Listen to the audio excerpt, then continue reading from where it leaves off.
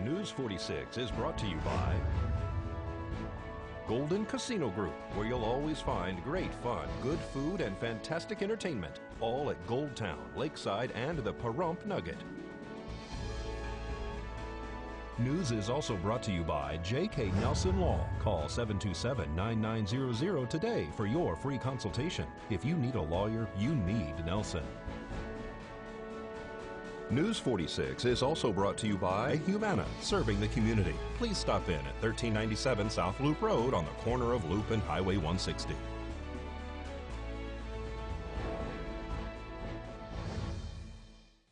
Tonight on News 46, a teenager is taken off life support, and the FCC talks about net neutrality. News 46 starts now. You're watching KPVM News 46 with Deanna O'Donnell.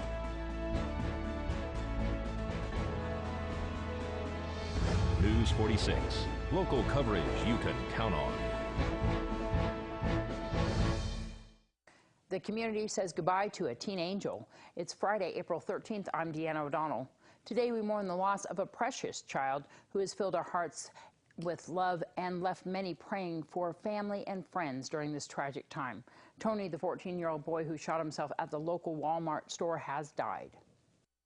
The 14-year-old student from Rosemary Clark Middle School with the first name of Tony was taken off life support this morning after he reportedly shot himself inside the men's restroom at Walmart on Highway 160 here in Pahrump Wednesday night. Pahrump Valley Farm Rescue, Nye County Sheriff's deputies, Nevada Highway Patrol, and Mercy Air were all dispatched to attempt to save the life of this young man. He was transported by an air medical unit to a trauma center in Las Vegas, where he remained on life support. A close family member reported on social media that the young man was suffering emotional pain. There was reportedly a call to Safe Voice alerting authorities to his intentions. However, emergency crews were unable to reach him in time. KPVM and Ace Country Radio extend our deepest condolences to friends and family members. This is Deanna O'Donnell for News 46.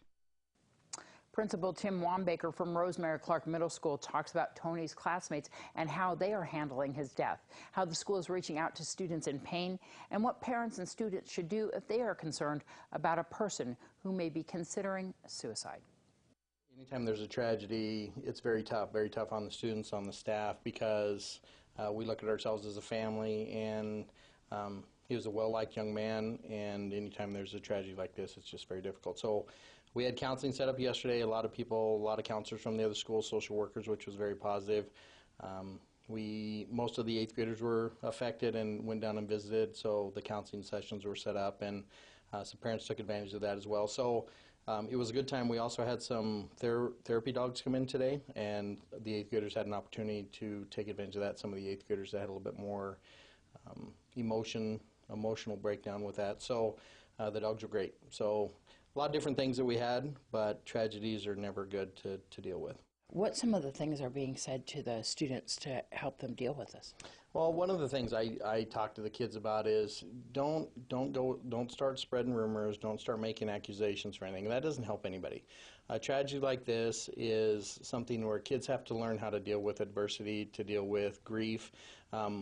A tragedy like this brings out something, possibly a family member passing away, or even a pet passing away, is we ask parents to always work with the kids, talk to the kids, the staff to be compassionate, but the students need to understand that people are there for them, but they have to be able to express their grief. They have to be able to have an opportunity to handle their grief in a certain way, and we're always ready to provide that, but we tell the kids, don't spread rumors, don't make accusations. That doesn't help the situation at all.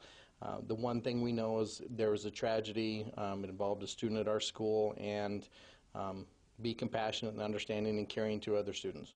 There was a report from Safe Voice, which is our new reporting system in the state, and unfortunately with the timing of it, there was a cross of paths.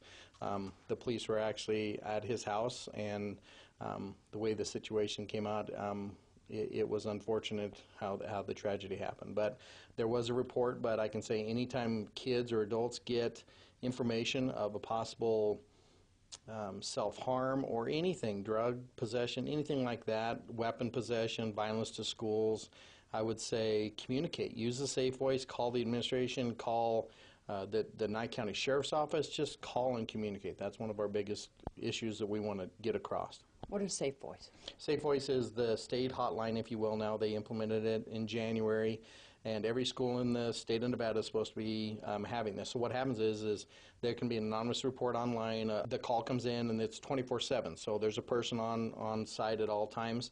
They get that tip, and then they communicate with Nye County Sheriff's Office or whichever official entity. They send information to us, but it went directly to Nye County Sheriff's Office. They acted on it immediately.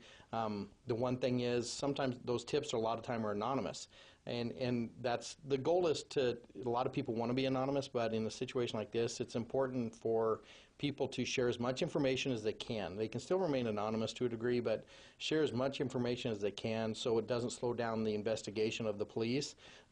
Again, the police were right on it, which is the value of Safe Voice. It was just unfortunately too late. It is a tragedy. We will never know what the cause was, if you will.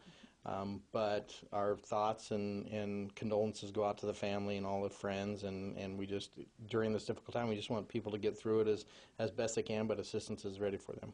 Because there are siblings, right? My understanding is there's a brother, and I think there's a sister, and you know, it's a difficult situation for the family, I'm sure. It is sad. After this break, a Nevada man is arrested for allegedly threatening 2 California representatives.